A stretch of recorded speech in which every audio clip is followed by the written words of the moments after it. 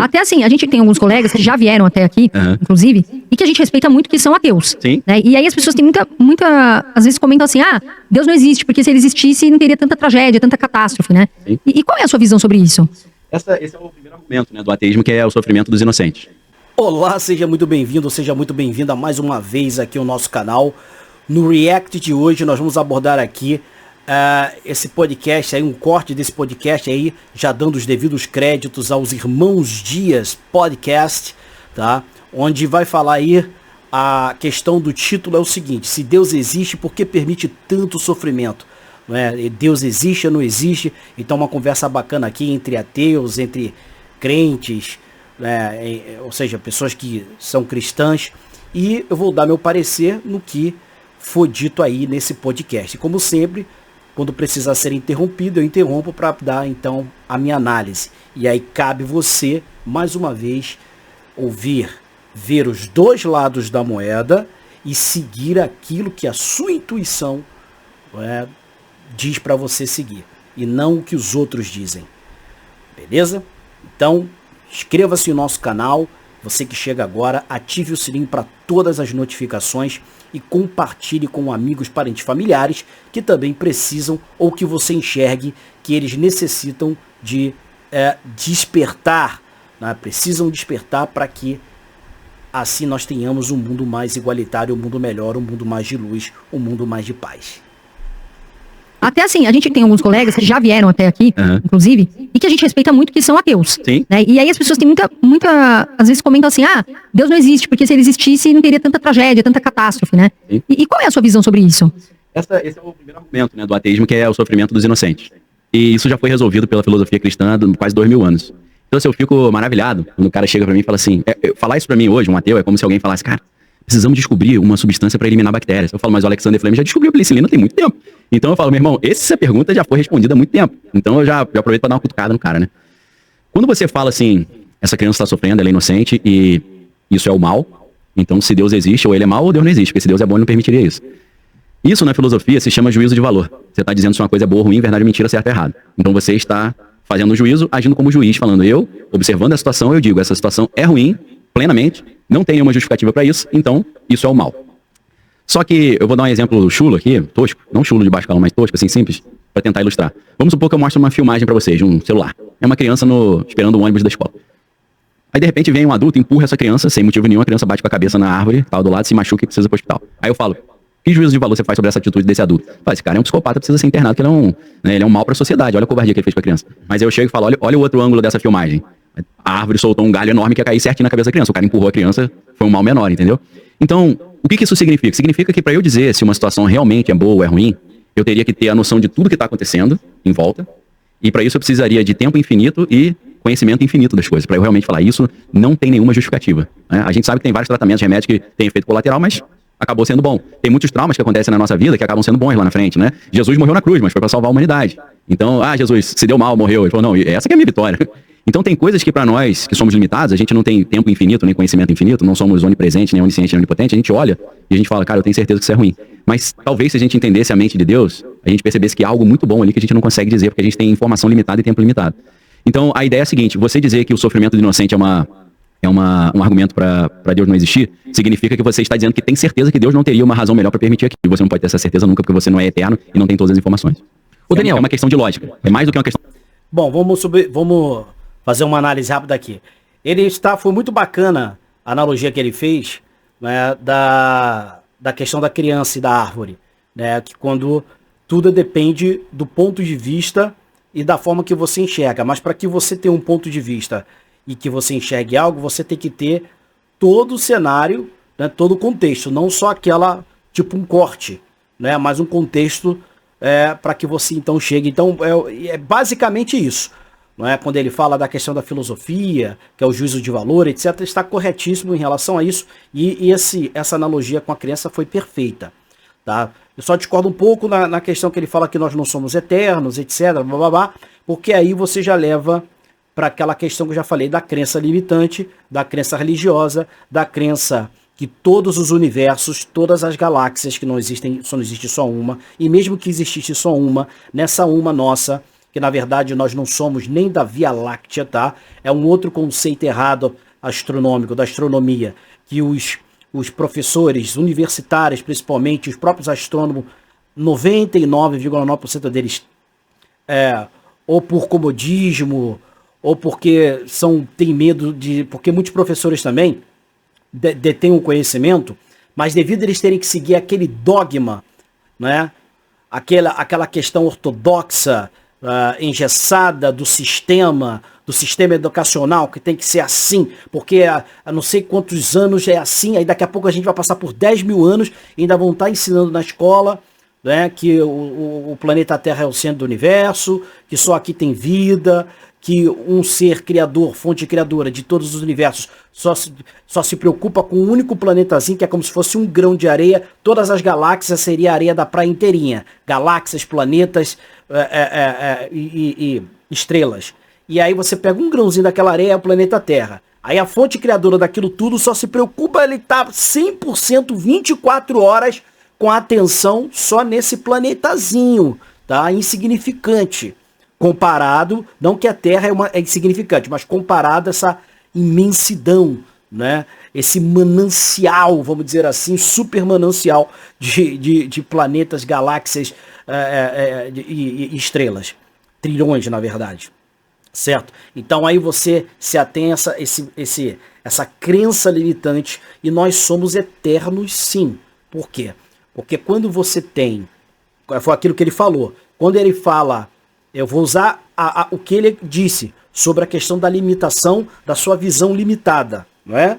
Olhar só para frente, botar uma rédea e olhar, não olhar para os lados, esquecer a sua visão periférica e também o seu instinto, que mesmo que você não tenha um olho atrás, existe algo que chamamos de instinto, não é?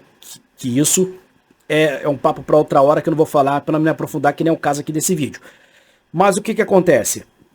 Quando ele fala que nós não somos eternos, ele acaba entrando nesse universo da limitação, da crença, não é? Que o Deus é um senhor de barba sentado num trono em algum quadrante de algum universo, olhando assim, ou com lupa, ó, tem um computador, ele vai, deixa eu ver como é que tá a Terra agora. Aí dá lá umas digitadas no teclado. Entendeu? Então o que acontece? Não é bem assim. Deus existe? Eu creio que você chama de Deus, eu chamo de centelha divina, fonte criadora, né? Cristal de luz, como você queira chamar, mas é a mesma coisa. Não o Deus do Antigo Testamento, o demiurgo, o genocida, né? o homicida, genocida do Antigo Testamento, mas essa fonte criadora que é bem diferente. Então o que acontece? Não é assim que funciona. Nós somos eternos sim, até porque esse mundo é uma ilusão. Parece que não é, porque você tem uma perspectiva tridimensional, de terceira dimensão, onde você é feito de matéria e carbono. Então, esse mundo é um mundo mortal, é uma escola-prisão, onde você ilusoriamente morre, porque você não morre, não existe morte, somos energia, energia não se destrói, apenas se transforma, não é? E isso é mostrado tudo no mapa que eu tenho, né, no diagrama de todas as dimensões e dos 5 universos principais. 5 universos que contém ali diversas dimensões. Na verdade são 15 dimensões com matéria e antimatéria, as últimas 3, onde ali é justamente o que nós chamamos de Deus, né, que são 3 níveis, onde então nesses 3 níveis ele está acima da matrix das 12 dimensões. Certo? Ele está acima da Matrix, ele está ali muito acima e fora, então vocês vão entender melhor quando eu mostrar esse diagrama, esse mapa, tá? É como se fosse um mapa astral, mas bem diferente vamos dizer assim, no que tange ao alvo de entendimento, tá certo? Então, o que acontece? Por nós sermos eternos, sim, não é? Se você pegar algumas poucas partes da Bíblia, do cânone, que não foram adulterados de todo, não é, que 90%, 85%, 90% adulterado, o Antigo Testamento então todo adulterado, tá? Se nós pegarmos a parte da transfiguração, não é, que está no Novo Testamento, quando Jesus sobe ao monte com Tiago e outros, e lá aparecem para ele Moisés, que na verdade não é Moisés, que Moisés não existiu, mas Moisés, quando eu falar Moisés, entende-se por Akenaton. Akenaton são épocas diferentes, eu sei, mas a Bíblia fez o Concílio de Nicéia em 325, né? O imperador romano Constantino, juntamente com a Igreja Católica Apostólica Romana, deram um jeitinho de mudar as escrituras de onde foi roubadas as verdadeiras escrituras, e muitas dessas que eles chamam de apócrifos, tá? Por isso que eles chamam de apócrifo, porque eles sabiam que em um determinado tempo muitos iam achar esses livros, cópias fiéis dos originais. Então, para te enganar, dizer que aquilo não condiz com nada, ele tem que dizer que é apócrifo, como se a igreja, o papado, tivesse poder sobre a fonte criadora para dizer que eles têm o direito e o que eles falam é verdade. Como se aqueles homens que escreveram, os primeiros que adulteraram a Bíblia, escreveram a Bíblia, tivessem esse poder, segundo o que eles dizem que tem. Mas eu sei que é tudo gogó de ouro, tá? Até porque a Bíblia é uma cópia mal feita, adulterada das antigas escrituras, já falei aqui em outros vídeos, tá certo?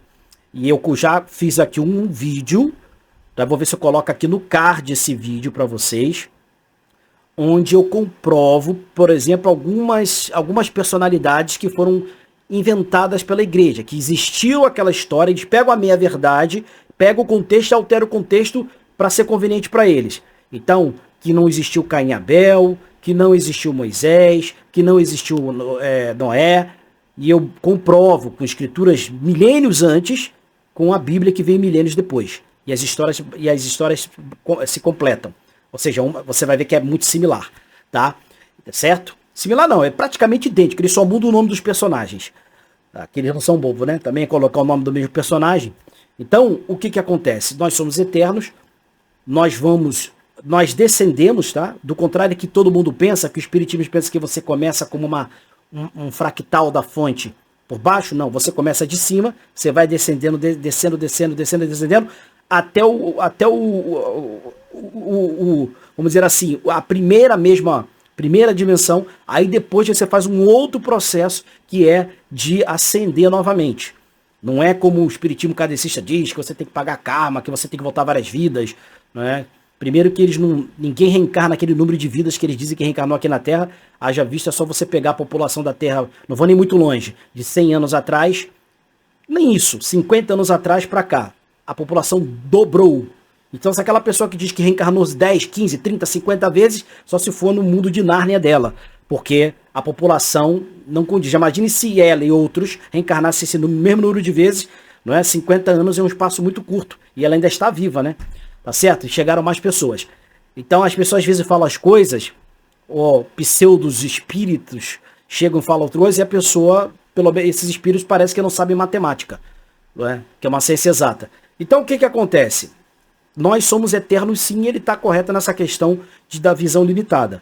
Mas quando ele fala aquilo, como eu disse, da questão que nós não somos eternos, ele também se limita, mas isso se dá devido à crença limitante que acha que isso aqui acaba. Você morre, acaba, ou então quando você morre fica adormecido esperando a volta de Yeshua. Vamos lá. Lembrando que o link desse corte, desse aqui, está aqui na descrição abaixo desse vídeo, onde você pode assistir ele todo, tá? Aqui é somente mesmo para a gente fazer uma análise de algumas partes que eu considerei os remédios que vocês estão tomando. Sim. De outro médico. É importante. Sim. Porque esse histórico é importante. Quando eu vou no médico, né? Eu sempre falo, só que eu estou tomando isso daqui. Até mesmo meus manipulados, que às vezes de vitaminas e tal, sim, eu já falo. Que às vezes o cara vai passar mais vitamina, vai dobrar, ou enfim, ou acontecer que nem a Carol. Um remédio anulando o outro. Então é importante. Sim. Só deixando aqui aprendizado prático. Às vezes dá problema, né, complicado. Minha esposa foi fazer exame e tava um índice lá, um índice de tumor ficou alto. Aí o médico falou, você tá tomando biotina? Ela falou, então é isso, tá escrito lá no pedido do exame, você não podia tomar biotina, pô. Sim, entendeu? Exatamente. Então, tem detalhes assim, exame de sangue. Só um adendo aqui, essa coisa de médico, você tem que tomar cuidado com o negócio de médico, né? Que os médicos tradicionais do sistema, eles nunca tratam a causa, eles sempre querem tratar o efeito. E o efeito é paliativo. E eles são doutrinados, né? Há muita gente que pensa, o cara é médico, fez medicina, ele é muito inteligente, ele tem a mente aberta. Pelo contrário, a maioria deles tem uma mente muito fechada. Eu não estou dizendo que você não tem que consultar seu médico, eu não estou dizendo que você não tem que mais ver o médico, não. Continue consultando o seu médico, só que você tem que também ter aquela sua predisposição, sua intuição de você procurar alternativas. não é? Alternativas como herbalismo, eu não estou falando para você virar vegano não, mas tratamento com ervas, não é? Que é importante, tem erva para cura de todo tipo. Né? Nós temos milhares, centenas de milhares de pessoas no planeta Terra, não só no Brasil, que curaram doenças que eram incuráveis através desses tratamentos. Então você tem que procurar também essas alternativas. Porque, por exemplo, tem um médico, me desculpe aqui o nome dele, mas se eu vou lembrar aqui, se eu lembrar eu coloco na descrição do vídeo, para vocês terem o canal dele. Ele é médico formado, mas é um dos poucos médicos que tem uma mente aberta. Então, por exemplo, muitos clientes chegam a ele, paciente, como você queira chamar, com algum tipo de problemas triviais, né? E quando ele faz os exames, ou até só numa conversa com esses pacientes, ele detecta que o paciente, na verdade, está carente de alguns tipos de vitamina, né? Ou seja, ele já curou pacientes dele com depressão, que é uma das causas mais comuns nos dias de hoje, né? Porque detectou que a paciente estava com falta no corpo, devido à sua idade, não estava mais se autorreproduzindo algumas propriedades, algumas vitaminas. Então ele indicou certas vitaminas, a pessoa começou a tomar, aos poucos, com outro médico que tinha passado uma carreta de remédios, a pessoa vivia à base de remédios, ou seja, se tornava ela mais depressiva. Isso não sou eu que estou dizendo, ele que é médico, fala isso aí, não sou eu que estou dizendo não. Mas a paciente falando no áudio lá, você ouvindo, tinha isso, outro médico passou isso, o doutor aqui me curou. Então é interessante. Eu não estou dizendo que ele também não passa os remédios tradicionais, as drogas, com certeza ele receita, mas que ele dá alternativas ao paciente, que às vezes são coisas que você parece que é impossível de resolver com apenas um complexo vitamínico ou uma vitamina específica, tá? Uma erva, um chá específico, você é curado. Quer ver? Por exemplo, há quase 4 anos eu fui detectado com glicemia alta, pré-diabetes, e depois eu vi que vinha ter a diabetes tipo 2, tá? Isso para mim já era um pouco esperado, porque o diabetes, eu tô falando com agora experiência própria, inclusive eu lancei até um e-book onde eu falo do como é que eu faço e eu curei minha diabetes, tá? Curei, porque se eu tô com a minha glicemia controlada e eu como tudo que eu quero, então ela está curada. Agora é claro que eu não posso vacilar, não vou por causa disso abusar, mas eu tenho uma vida normal e como tudo, né? Que não era nem para comer, que aí seria um resultado melhor ainda, mas ainda assim eu como tudo. Então, o que eu fui na médica, tal, ela fiz os exames, tal.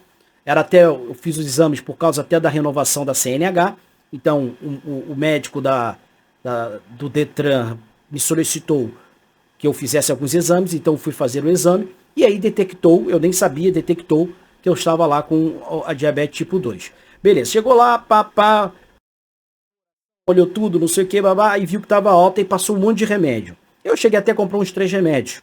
Cheguei até a tomar uma cápsula de um desses remédios. Mas depois, eu com o conhecimento que a gente tem, que nós pesquisamos muito, né? Falei, não, peraí, isso não é possível. Tem que ter alguma coisa que eu possa controlar isso sem que eu tome nenhuma droga.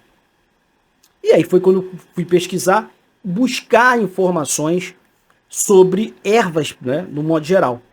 Aí foi quando encontrei, testei várias ervas, todas tiveram o seu efeito, mas de acordo com o corpo, né, ou o gosto de cada um, às vezes o gosto da erva, etc. Então eu tenho algumas ervas e hoje os chás fazem parte da minha vida. Mesmo eu com a glicemia controlada, eu tomo chá sempre depois de todas as refeições, ou até quando eu não estou fazendo a refeição, eu até me acostumei. E esses chás, essas ervas, né, mantiveram a minha glicemia no controle, sem tomar uma droga, sem tomar um remédio. Se eu fosse como a maioria, eu ia ter que ficar sempre indo a médico, aí ela dava aqueles picos, aí ia lá, aí era toda mais remédio, mas não sei o que, às vezes dependendo do grau até de internação, não é?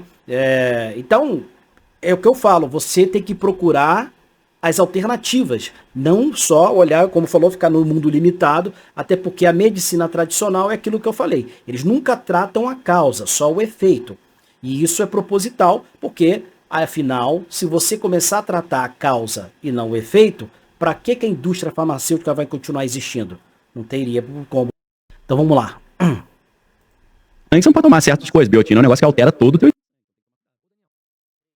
Existe, isso tudo é o ego nosso e através desse ego que a Igreja Católica criou isso para manter o controle, manter você subserviente. Porque se você não fizer por onde, você vai para o inferno.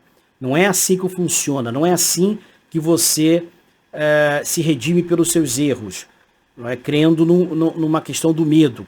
Porque se fala-se muito de anticristo, vamos colocar aqui um quê de religiosidade do anticristo, mas os próprios anticristos, eles são oriundos das religiões, uma vez que essas religiões foram criadas propositadamente por seres, que aí a gente pode falar isso num outro vídeo, falando de que seres são esses, desde que o planeta Terra surgiu, ou você já deve ter ouvido falar dos arcontes, dos anjos caídos, o que diz na Bíblia, mas só que eles não contam a verdade. Então esses mesmos seres têm uma linhagem, essa linhagem até hoje, e aí a igreja é uma criação deles e todas as outras religiões, então cria ali, você tem que ter medo, angústia, todos esses sentimentos que inclusive eles regridem a sua ascensão, a sua frequência vibracional, por conseguinte desativa a sua glândula pineal, né, fazendo com que ela fique mais, uma palavra bem popular, enferrujada, tá? E também os seus chakras, que do contrário que todo mundo pensa, nós não temos só 7 chakras, tá? São 15 chakras e 12, só a nossa linha nosso filamento de DNA, que são 2, nós temos 12, 10 foram desconectados justamente por esses seres. Aí você fala, isso é besteira que você está falando. É só você buscar um pouco de engenharia genética e você vai ver aí que os cientistas genéticos já sabem que alguém fez alguma mudança no nosso código genético e desativou. E eles chamam o nosso DNA de 99% dele, 99,9% de junk DNA, que é DNA lixo. Ou seja, eles não sabem, imagina, o potencial do nosso DNA, os caras só sabem 1%. Então a prova do que eu estou falando está aí. Quando você consegue despertar, reativar esses 12 filamentos, é quando você então ascende para outras dimensões. Beleza? Então é isso aí. Não se esqueça, dá o like, inscreva-se no nosso canal, compartilhe esse vídeo e comente aqui o que você acha que eu falei. Né? Vamos debater de igual para igual, porque somos cabeças pensantes. E lembre-se, crença nada mais é que escravidão e escuridão, e despertar de consciência, iluminação e libertação.